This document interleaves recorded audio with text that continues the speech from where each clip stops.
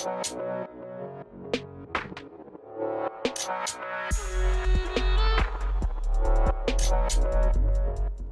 guys and welcome to our channel. This is Paper Roll. In the last video we have talked about the elite specialization design for the Gale Shot, the new upcoming elite for Ranger in the next expansion, Vision of Eternity for Guild Wars 2. And we talked about what's like good, why it was designed this way, my own take on it, and addressed some of the misconceptions or mistakes, or that's how I see it at least in the class. And in this video, we will touch on the strengths, weaknesses, the skills. We will go with in details, where they're going to be used, my theory crafting for builds, how it's going to be played, everything in details from A to Z. And hopefully that will help you also be prepared for the beta, know what you're going to test, like have some thoughts and theories if you felt like you need it. So without further ado, let's get right into it. So thanks to the people of the Reddit, very fast, they have made screenshots of all the systems that we have here. So the general idea, you get the Cyclone Bow, which is a mechanic, as you can see here, it appears above your health, just looking like a Celestial Avatar kind of thing. It's your F5, and you get 8 arrows basically.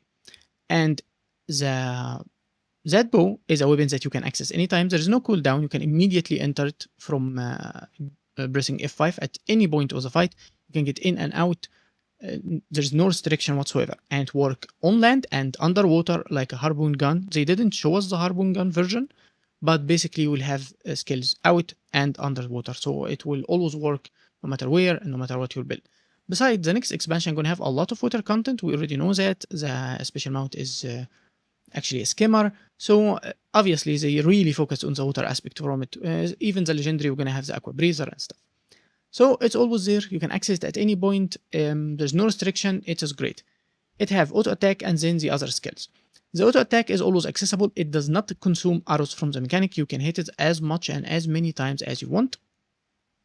Now for the skills themselves, this is the auto attack, as you can see, and it can flip to another skill if you meet the condition, which is called Hawkeye. And Hawkeye is 5 hits for primary target, and it hit every target around him 3 hits. So it will lock on the specific target you already targeted, and it will hit him and everyone around him, but he will eat the most or the highest damage.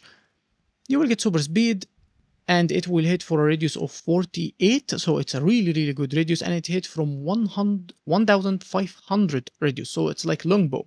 The rest of the skills are only 1200. 1200 basically. Now let's go from the second skill called Bluster, and it will hit 3 hits, very fast paced. It is very nice, 3/4 second to hit and only 3 second cooldown. It will cost 1 arrow, and as we said, it will hit from this distance, so it doesn't pierce or anything. It's just like the direct area that you hit it. It's very small, kind of rapid fire like from longbow 2, but it's very fast, easier to hit, just a very fluid kind of skill. It's like the sweet thing about this, so you'd only feel like you can really hit, not just keep hitting an auto attack. You will always be able to access it very fast. Now the third one is Fleeting Zephyr, and this have an 8-second cooldown. It casts only on a 1/4 second, very fast. It's a dodge backward, so it's similar to Shortbow 3, but it's not Shortbow 3. Why? Because it do some really significant damage in a cone, so it's not an actual projectile. The skill itself is not a projectile, and that cone you use will actually destroy all projectile coming your way, and those people it will hit will apply cripple to them. It can hit up to 5 targets, it consumes 1 arrow, and it can hit in a range of 450, so it's a very short one. It's a defensive one. You protect yourself from projectile by destroying them, you evade backward to create more distance, you cripple your enemy that was trying to chase you, and you hit everyone in this area. It doesn't give you swiftness like short bow, it doesn't do stuff like that.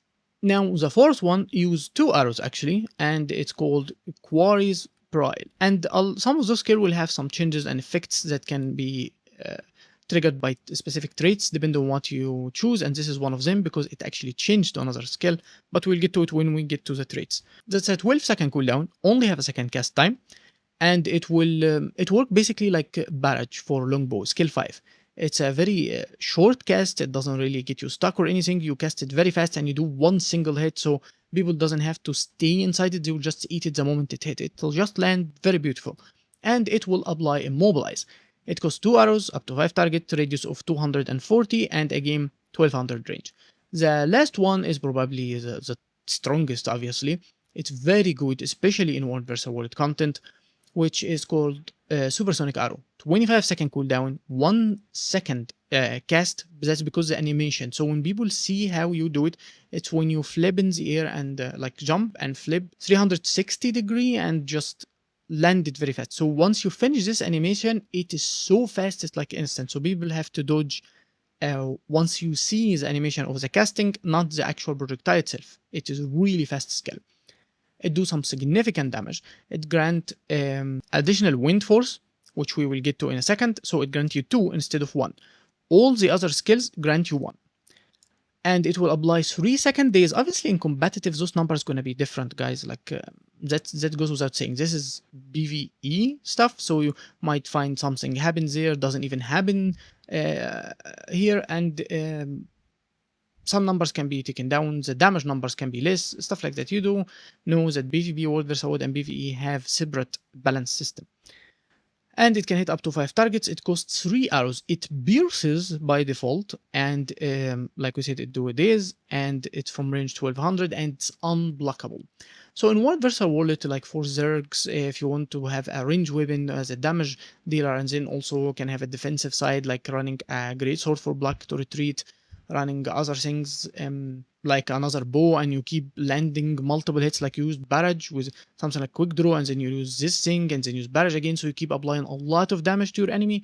It's very good, especially that this one is unblockable. There is no way to avoid it. It will pierce right through your enemy's projectile defense. You know how spammy those things can be in World vs. World, and it will just land with its CC or remove instability. It's just beautiful.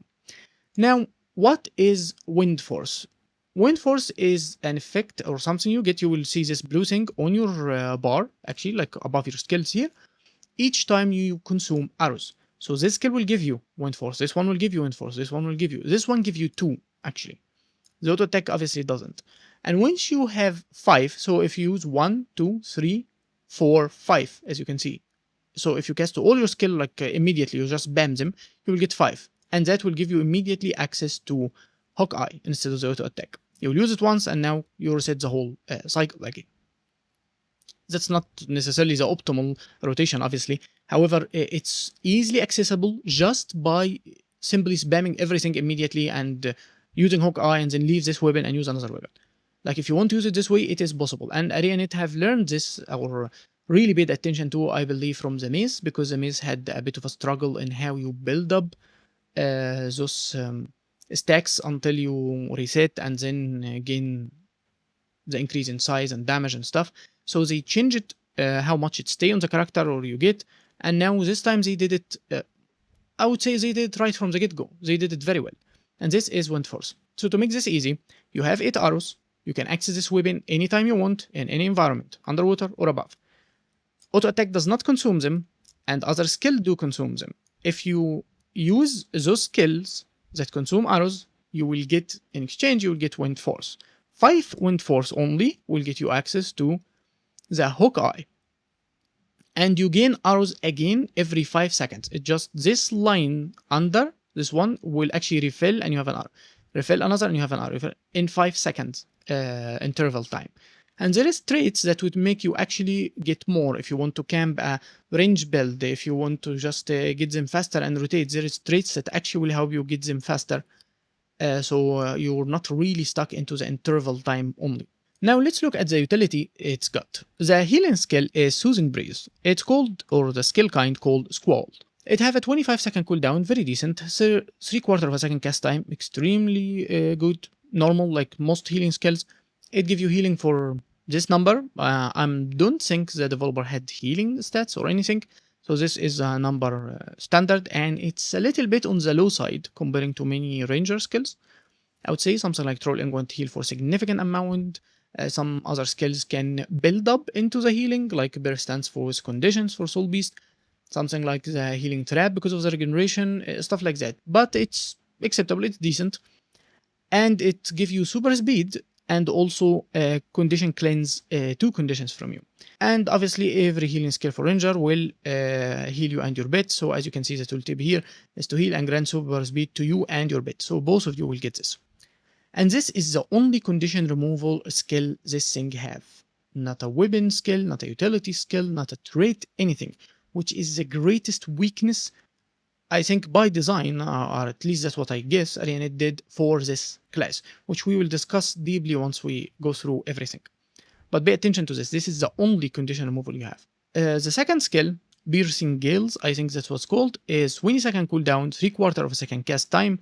It's a damaging skill basically. You conjure barrage of winds to cut through your target. It do an X shape.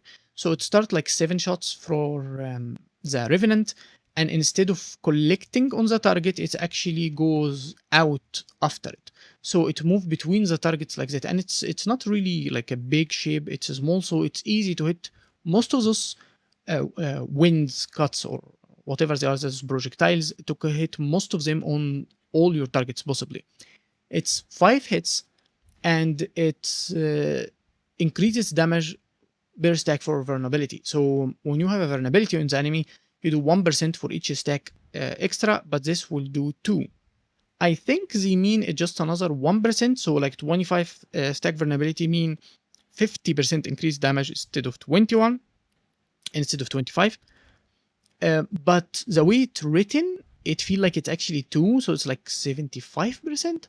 But I think, it just the way it's worded, and there's so many skills like this in the game, and it only give you the extra 1%. So instead of 25%, it's a 50%.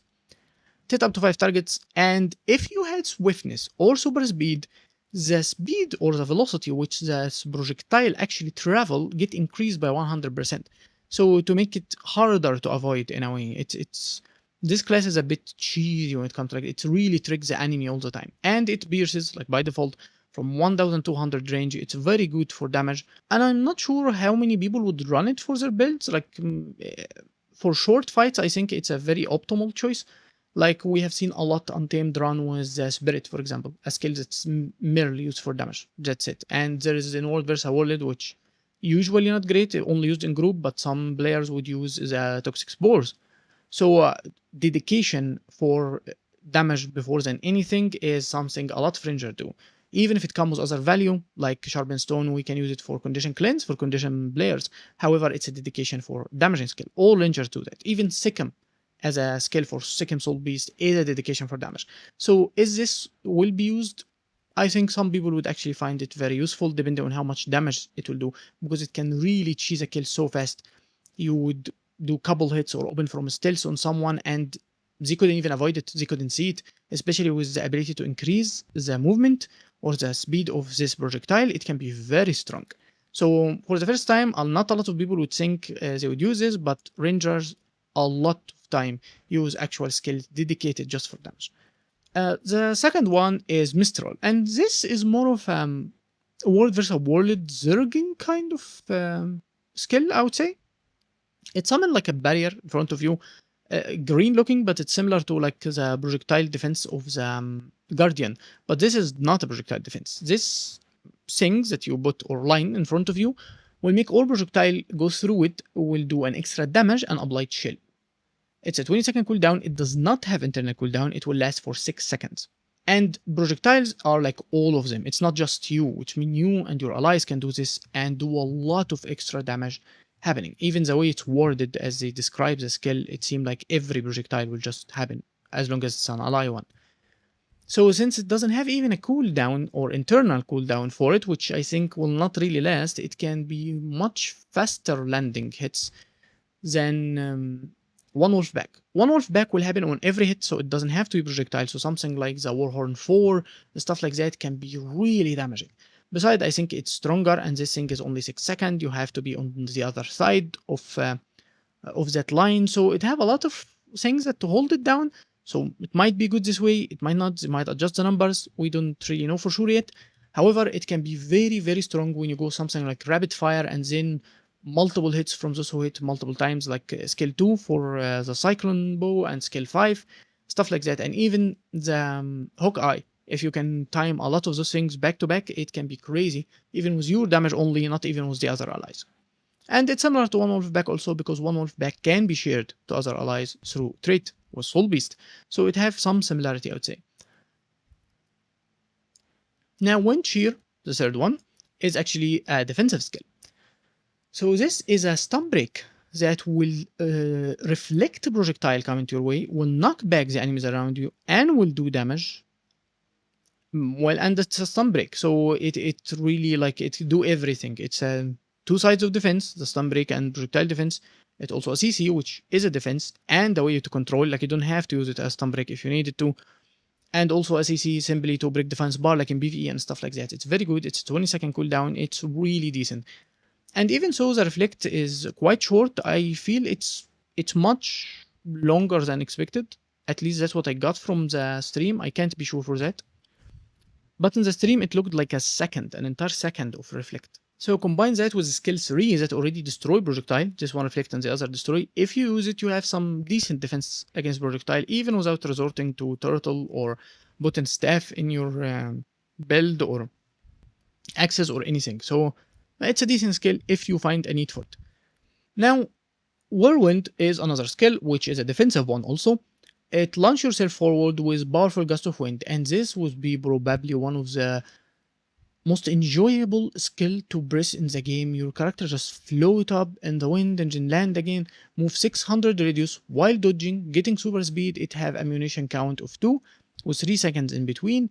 It's just beautiful and can combine with other trait to make it even stronger than this.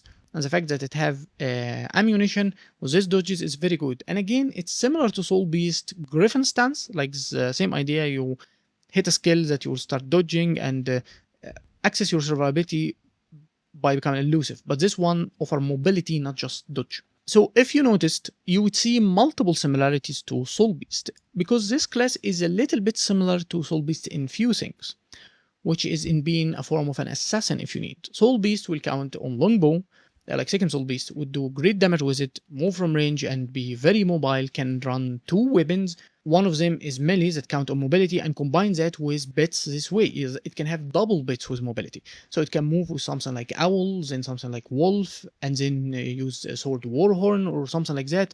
It can go crazy with mobility. And this thing try to do the same. But instead of having bits to give you skill like the beast mode, you can do that through 2 weapons. So if you want to play with this bow as the only range weapon, you can run 2 melee weapons like sword warhorn, for example, and then great sword with insane mobility. You can run the stealth from spear. It's actually, this build makes spear better. The fact that you can run spear with another weapon and still have access to range damage with a real control like a bow, it immediately makes spear better, even my opinion. So this class is done very well with this concept. Obviously, we would have to test it and to see how good this is gonna be actually, or things gonna be weak or need adjustment, and hopefully ArenaNet will have to make this weapon work well. If it doesn't, or if it's weak, not feel good enough, then you killed the best thing about this class, comparing to the fact that you made it a bit fragile and created weaknesses to it by design. I will get to those weaknesses and talk about it after I finish the trait. Now, the elite skill is very interesting. It's a 50-second cooldown, or at least that's PvE balance. It will create a tornado that will actually move the targets you hit with it, and then stand in the location you already cast it in and start doing more damage. So how it works? Let's say you have 3 enemies in front of you, and it's this is an AoE target. So you want to cast it behind them. It does not appear behind them in the area you cast it. No, it takes them from front of you like a wind or tornado, literally, and push them all back till it reaches the area which you put the AoE effect, and it start casting your 12 hits of damage. And the initial traveling also do damage, as you can see. The maximum launch distance this you can cast is 900, so it's 900 range when you can actually put it, and the radius would keep hitting enemy is 300. It's a duration of 6 seconds, so I believe it's like every half a second hit or something like that. And can hit up to 5 targets. It's very good, and I believe it's gonna at least be very enjoyable in PvE at least. And I think even in World versus world and stuff like this is not a projectile, if you notice. So it's just an AoE hit that will really do some great damage. I think it's really good, and they paid attention into the world versus world aspect from this class and try to help it a little bit at least. So what is the traits? The first trait is basically just telling you how you get stuff, telling you about Hawkeye, uh, as we already told, and it also tell you when you get wind force, and actually wrong, this tooltip is wrong, it's actually talking about the arrows. You get arrows every 5 second interval, and tell you about the wind force, how to trigger it, stuff like that. So the first trait is basically nothing. Now let's move for the other stuff. The miners, which you cannot choose between them, Bird of Prey, which actually give you 10% increased damage if you have swiftness or super speed.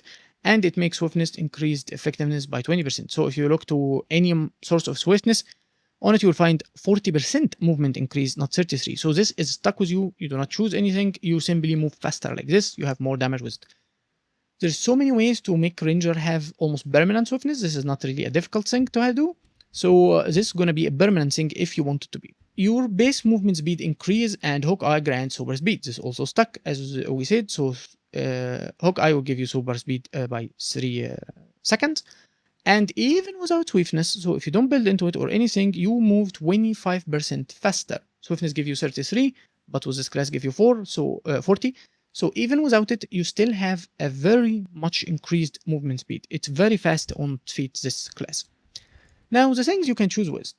The first line, you have Joy of Movement, and it will make Squall skills remove movement impairing conditions, which is Cripple, Chill, and Immobilize. So remember when we talked about skills like this, for example, the ammunition ones that keep you jumping around while dodging, give you super speed?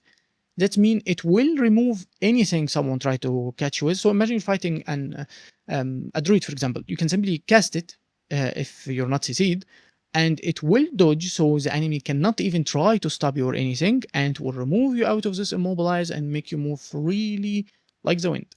So it can be very strong with other, even a skill like that, since a Squall, if you use it as a stun break, then you will remove all this way to hold you down. You will knock back this droid trying to cast a skill on you.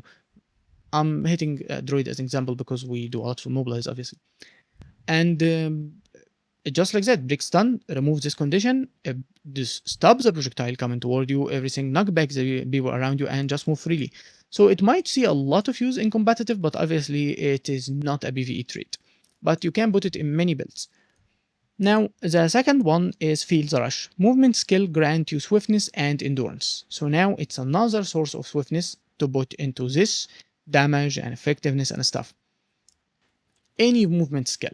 So that means even the old one, like something like Lightning Zephyr, like something like Lightning Reflexes, other bow skills, which obviously won't be used here, like Short Bow 3, melee weapons like Hammer 5, should be like Mace 3, sword skills, Great Sword, anything of that will get you swiftness. It doesn't have internal cooldown, which means you're gonna be resetting your endurance insanely if you build into this.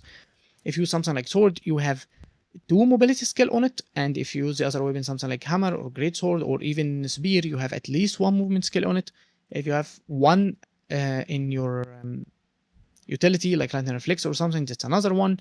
Or if you have this ammunition skill, that's another one. And each time you use it, no internal cooldown, you will be resetting the swiftness, which means triggering this effect or keeping it up on you basically, and getting endurance regeneration, which means even faster or more dodges to protect yourself all the time. So those 2 are defensive. Depending on which one you think is better for you, you would be choosing. And this one also would help you offensively because of this damage increase. If you didn't have other or many sources of swiftness, this can be very helpful. Now the last one is pure damage, which is only one probably that can be run in PvE respectively. It will make after use skill Bluster, which is this one. Like I said, the flavor one, the one with 3 seconds that literally give into the weapon, so you won't feel stuck with auto attack, or you just use the skills and this weapon is like empty with long cooldown. It always give you something to do. This one's very good. Every time you use it, it will give your bit next attack to do an AoE damage, 5 targets, and 180 radius. So just think of it like Untamed, this same trait, Untamed skill that will make the teleporting skill for Unleash bit to do 25 extra damage and do blind. It's basically this. it will just do damage around it, and but this time is like every, well, technically not every 3 seconds, because even to get an arrow you would need normally 5 seconds, but it's just the same idea, like the same design. Which something also you will notice why this thing competing with Untamed, and I explained this more deeply maybe in the best video, that why this class had to compete with Untamed and really look into it deep. Now the second line or column, we have Flock Together, and this is the first time ever in an elite specialization you have a trait that support bits. Well, we never really had this before, but it became like a new thing to the game, and it put all on core traits. But this time they really went deep with it and put it in an elite specialization. So the idea is that you have a trait that will give special effect to one of your bits, or a family of your bits basically, and it will give an effect generally to the trait already do something. So if you don't use this bit, you still give this effect, but if you use them, you will get something extra. This time it's avian bits, so it's like bird, all the chicken basically, like the eagle, the raven, stuff like that. They are very fragile, do great damage, but they are very weak and like some of the lowest health and toughness. So it will increase their damage by 25% and their health by 50%, and will make beast skill ability for any bit, not avian this time. Every beast ability will give quickness to around it or the target, and it's like for 300 credits or something. That's at least what we get from the tooltip here. So it can be a quickness source, practically. It have a 20-second cooldown, so you can't simply keep spamming back to back. Even if you use it and switch to another bit, it will not be able to use it immediately. It have to be a 20 seconds in between. It does not affect by alacrity like any traits, no affection by alacrity or anything.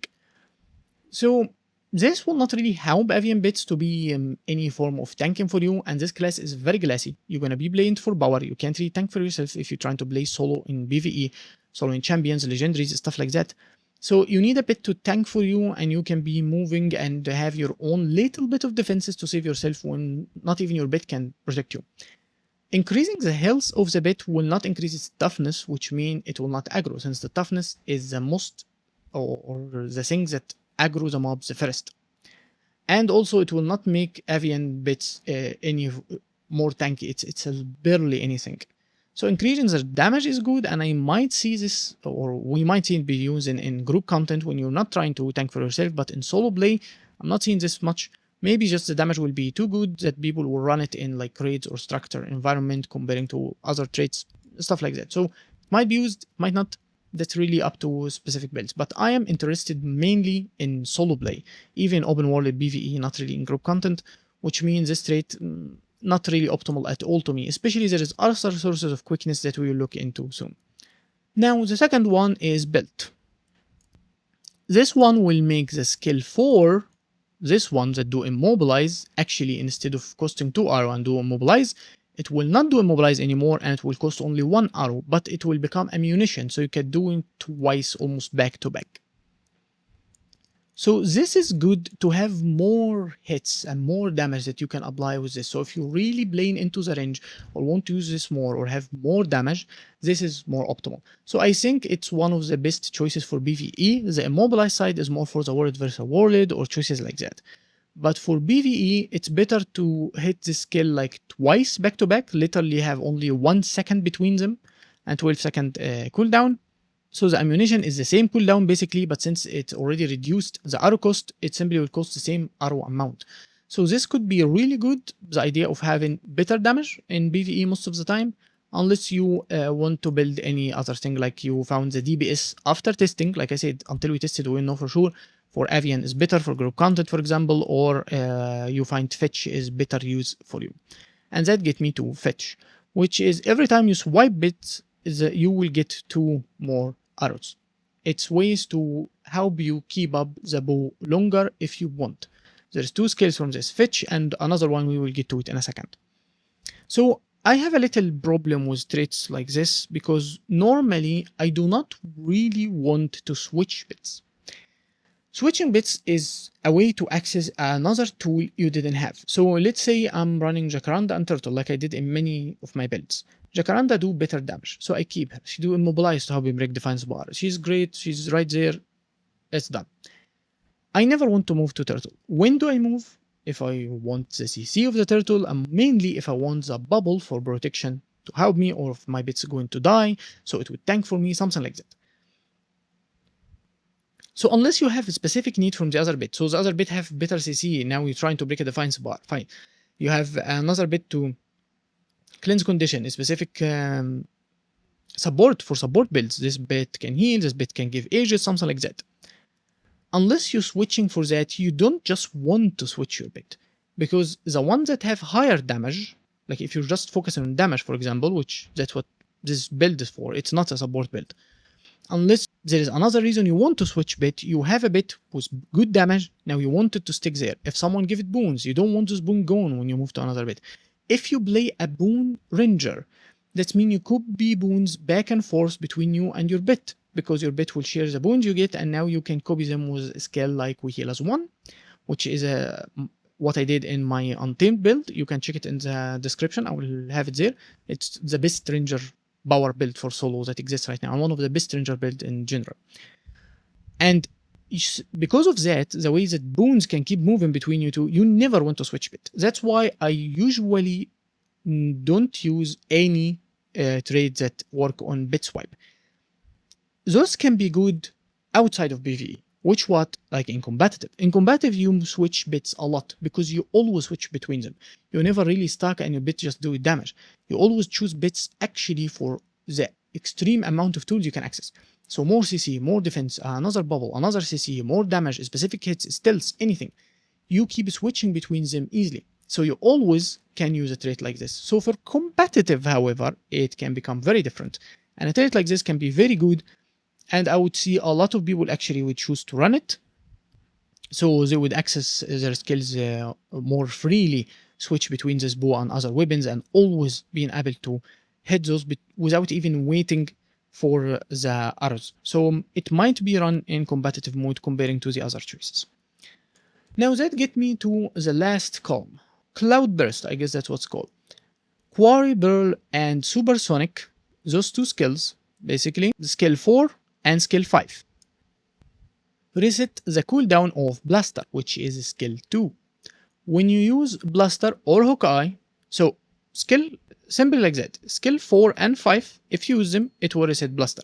So let's say you use Blaster and then use skill 4, so then you can use Blaster again, then you can use skill 5, then you can use Blaster again, so you can keep up this cycle. And the fact that you can reset this skill multiple times will mean you also need more arrows, which what could in competitive, for example, make you choose this. However, in competitive, this does not give quickness, it gives fury and something else. I can't remember what it is. So it's not great, I guess, in competitive, or at least not this great. When you use Blaster or Hawkeye, so each time of those you use Blaster or Hawkeye, you get these boons. It's quickness in PvE, it is fury and swiftness in competitive mode actually. So it's still good because of how it really changes how you access your bow, because of the fact that you can reset and then keep up that, so it will give you also permanent swiftness and fury because how many times you can do it, especially if you add a little bit of bone duration, like in World vs. World, for example. I don't know how long the time is going to be in competitive modes, but even that, it also helps your damage because it's not just about the bones. The fact that you can use these skills too much times, like you reset Blaster and use it again and again and again, you will access Hawkeye even more than normal, which means a huge damaging hits. So this a lot gonna be into testing and how the build feel and like design. You don't necessarily have to run this over other things, but it can be useful even in competitive modes. And in PvE, obviously, it's for quick DPS builds. It's really good and really strong. And I explained, like I said, in the best video, why this had to compete with Untamed. Because it's a fragile form, not tanky like Untamed, and has to compete with damage, while giving you more freedom, basically, with mobility and having range better than melee. Which why a lot of it gonna come down to the numbers, but it had to offer at least tools that to compete with it, which is like quick DPS. Now the second one is Gale Force. Wind Force grant stacking increased movement, speed, and damage. Again with the movement speed. Wind Force, this effect that you get each time you spend an arrow, so skills from 2 to 5, like we said, it will give 5% movement speed and 3% damage. So when you reach 5, you can hit Hawkeye and consume them, and again, so you never really stuck into the maximum thing. However, once you build them and use them, you will get 10 seconds of Gale Force. That is a 25% increased damage and 33% movement speed. This should obviously be still separate from like super speed and swiftness, so I'm not sure how fast Ranger can move. Like, can you actually top this too? Or you simply reach the maximum movement speed a player can reach, which is like super speed in general. So it doesn't really give you this much, but it gives you 25% damage, and that's the main thing. It's like basically a Sikkim style. And that's why when I was going through the skill, I told you this is similar to Sikkim Soul Beast. It's basically the other one use a bow and use other style of tools and bits with beast mode. This one count more on the 3 mobility and the ability to stick to the range more, even so with damage increase and everything. Like, it have more hits basically. This is how it's gonna feel when you actually play it compared to a Sikkim Soul Beast. Now the last one is probably one of the sweetest options if you really want to stick into the range gameplay. It's called Shrike. After you hit 8 projectiles, you will get 1 arrow. So this is basically great with any projectile weapon, like if you run an axe as one of your weapons, or if you run longbow. Like something like longbow rapid fire, especially if it bears, like if you run the trait with it, you can hit multiple targets with it, and now for each one you will trigger this effect. It doesn't have a cooldown. It happens every 8 hits, which means you keep repeating those 3 hits, and it's from 2000 range. Like, you can't hit for 2000, and this thing will still hit for 2000. So like the tower rangers that you can stand above a tower and try to hit people from far, it can range a very long distance, more than 1500. You will make sure this will also land. It's very good, and it will help you restore a lot of arrows, especially that also the Cyclone Bow skills are basically will work the same. They will help you grant more arrows. So something like Blaster would do 3 hits. That mean if you used Blaster alone somehow 3 times without even using any other thing, it will get you 1 arrow.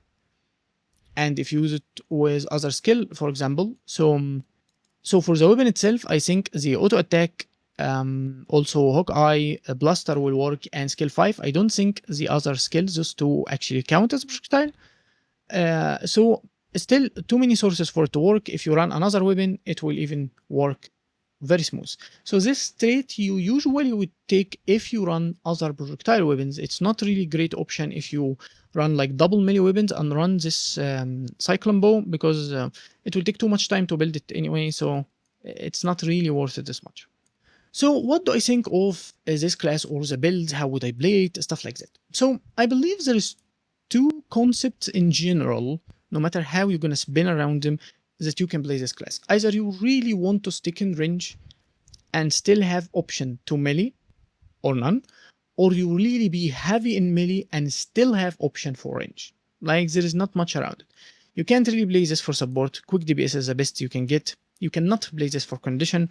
This is how you're gonna play it. A power build that really focus on range, or a power build that really focus on melee with access to range. So running something like double bow, for example, or axe warhorn, with traits like this to help you reset the projectile faster, or even don't care for it and go with the quickness DPS, so it becomes similar to the Untamed power.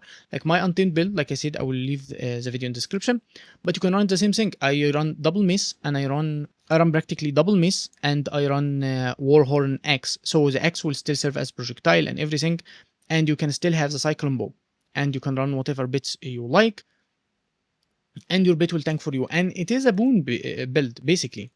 So as you can see here, I can copy boons between me and my bit. Any boon I get will actually be shared with my bit like that, and since it's a vicinity, I get too much, and I can copy back and forth and stack a lot more boons, as you can see. That goes for everything. And mace is probably your best weapon for solo play. It have a lot of boons on it. Everything give boons practically. So combine that with any other sources of boon, and it just become beautiful. So Warhorn will give you swiftness, you go in back and forth, you can cover up some protection and stuff and regeneration from the other sources, like the mace, and you can copy that back and forth. And now, just like Untamed, you also have a quickness. Like Untamed has on Unleash Ambush, you like the might, I guess, but also the might can be taken from the auto attack from Ricochet here. So there's a lot you can play into this. So this is the boon version that's very simplified. It's basically like you take this build and you put the new class on it. So now you have even a bow that you can hit from range, and you can move to axe to hit from range. So you can do a lot of things from range without even needing to get into melee. And when you get into melee, you can be very tanky with a lot more boons, with barriers and everything. Now there is another idea is playing with modifier, for example, instead of playing with boon. So something like running this trait and running the beast mastery. So if you still run axe, you can have more ferocity. You can have more access to fury using CC. So every CC, like the days, like stuff, like the even from the cyclone, from the supersonic arrow, you can get more fury. You can even help yourself get more might with straight like that, and even more might with that. So you cover up a lot of might. With X, it's still like you're gonna have the permanent might probably at this point. Obviously, after testing, we will see the actual numbers. And you can have increased damage with Predator's Onslaught and also running Farsighted, so you really play into the range thing. And if you move the axe, you can also run Longbow and go with Reset for the arrows, the last trait ever. And you can also go with Lead the Wind, but that's more of a quality of life because you're going to lose 15% damage practically. And that is more of a range focus style. You can also do a 4 range focus style.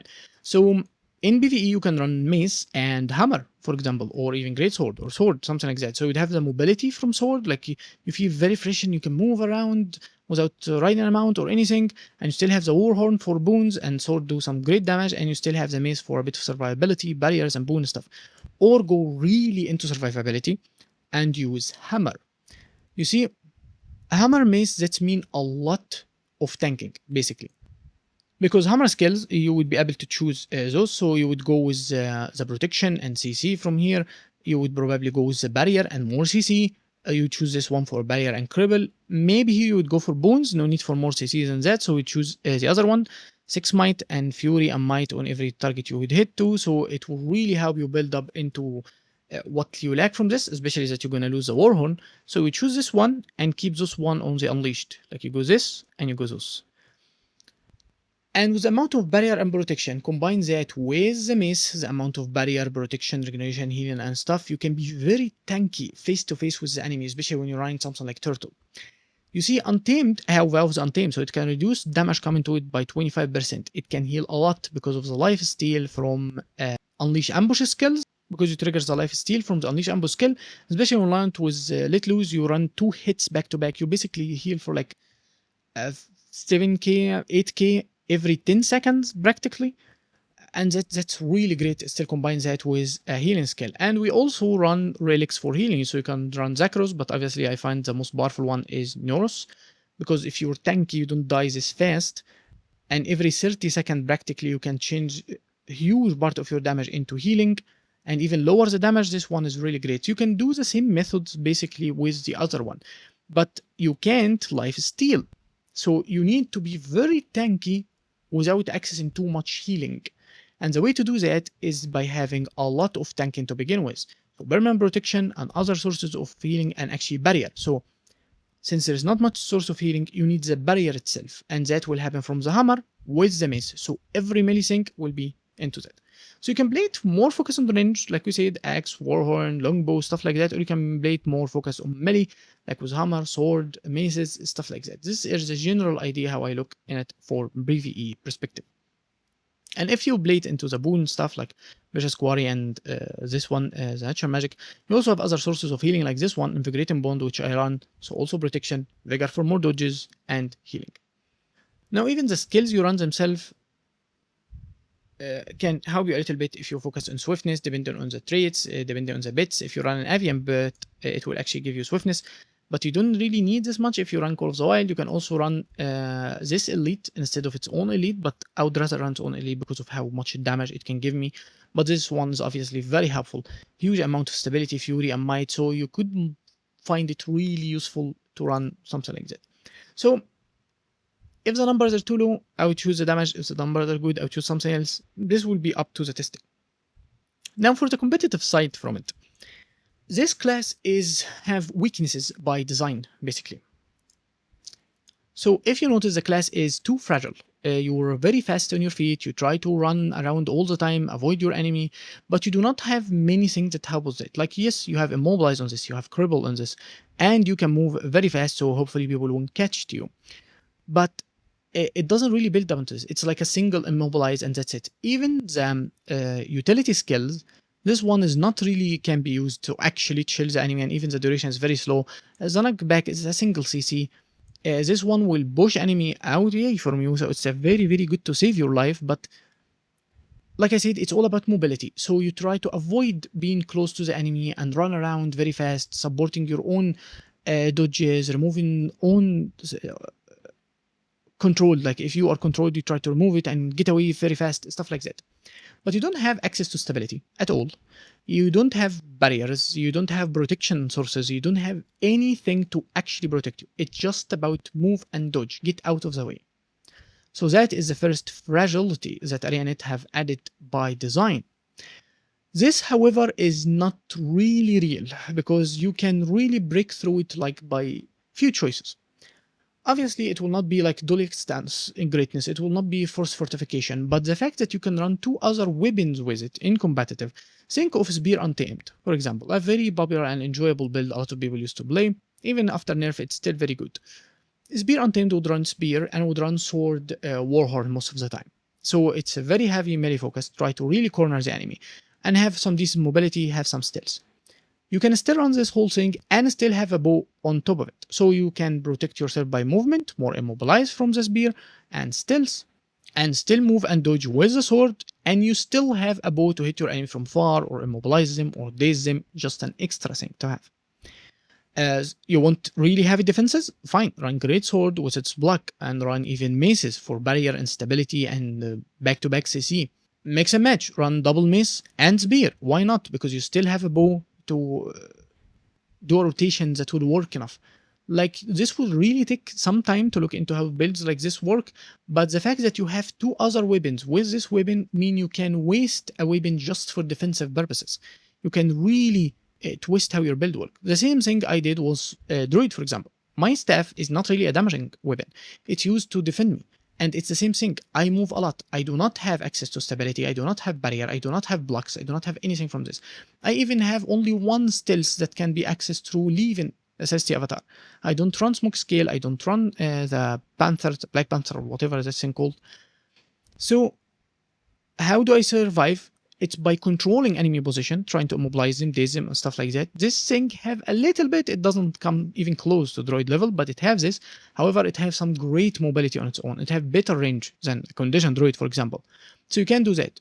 And the same thing can be done with it. You can run staff, for example, a staff and spear for stealth and damage. Like, whatever you're gonna do it, how it will, the fact that you have an extra weapon allow you a breathing room to have choices that made solely for defense. Now, there is another weakness I believe may be added by design, and this one have no real solution. This is a weakness that made by design, and I will say why I think ArenaNet actually made it, and if it's right or not, which is its weakness against condition. Remember when we started by talking about this skill and said it's the only condition cleanse source? That's because no other utility have. And Rangers, across the time, each time they got a new elite spec, they had a very strong condition cleanse with it. So for Druid, for example, the first elite spec we got was Druid. And Druid have glyphs to cleanse condition, like if you enter SST avatar, this one cleanse condition, and also this one cleanse condition and heal actually. As you can see, 3 condition with some significant healing. So it has some strong condition cleanses. Not only that, Druidic Clarity, this one, used to cleanse every condition in the game the moment you enter SST avatar. It's now nerfed to 3, but it for your target, for your allies around you, it's not exclusive to you, but this was probably the main thing. The idea is Druid is support, so it have more. The glyphs were more. Even the Glyph of Stars cleanse condition on cast. But the main thing, or the heavy survivor skill, was Druidic Clarity. So even with Druidic Clarity nerfed and almost no one used it, you still have the glyphs, you still have multiple choices, and even inside SST avatar itself, this one cleans 3 condition PvE and I think like 2 or something in PvP, and you can combo it with another blast finisher to cleanse an extra one. Stuff like that. And with Soul Beast came, you got a huge form of almost immunity to conditions, the healing skill. Better Stance will cleanse 2 condition each second. And it will not just that, it will consume them for healing, which will heal you for significant amount of healing. And it lasts for like it lasts for 5 seconds. And if you go with leader of the pack, this one, it's now 6 seconds, which means it's 12 condition cleansed. It's very strong. Even with Untamed came, we got mutate condition, the skill. It will remove every condition on you, 20-second cooldown PV only. It will change them into self-vulnerability, and it's a stun break. So you have this huge burst of survival against condition. You can really, oh, I need to escape button kind of thing. Now this new elite have nothing like this. It have only the healing skill with 2 condition cleanses, where most of the time people will play survival or something like that. So there is also other sources of condition cleanse if you think about it. Which mean to really fight against the heavy condition players that really know how to really grind you through the fight, like keeping up the fight long and really survive you, the only way to survive is by avoiding the damage to begin with. And yes, you have a lot of dodges, you have a lot of mobility and good distance and control management, but that will be your way out of a condition fight, unlike in Power when you have even more defenses like barriers, protections, boons, stuff like that. Also, obviously, things like more dodges and stuff like that will work for condition and for Power.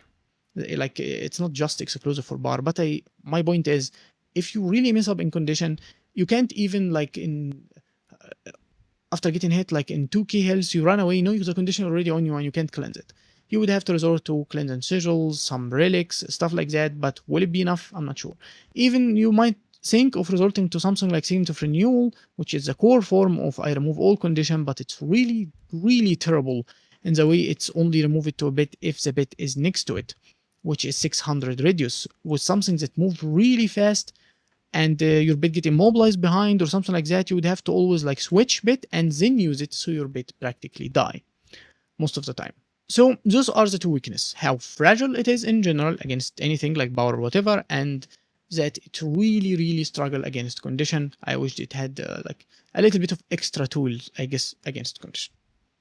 But why Arenanet did this? It's because if you're gonna have too much mobility, too many dodges, you can reset your endurance. You have super speed, skills literally that can dodge for you.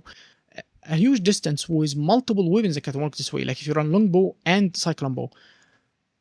So Arenanet didn't want to reward this level of defense with this level of damage, or the ability to deliver this damage even from range. So you dodge a lot of skill, and finally when a condition player hit you or land a burst on you, you can simply just cleanse it with a single skill very easily, like other rangers, or have complete immunity like burst stance or something like that. So I guess he didn't want to reward that. We will see how this will fare in the actual gameplay, especially with the beta testing first, and then after the game get launched with the final version, if the people gonna like that, if they find it too weak. Like, this is up to what we're gonna see in the actual gameplay once this is released. So that's it for the video. I hope you enjoyed it and find this information helpful. Ask anything if you want to in the comments, share your own ideas, and I will be reading them all. That's it for the video, and I'll be seeing you next time. Peace.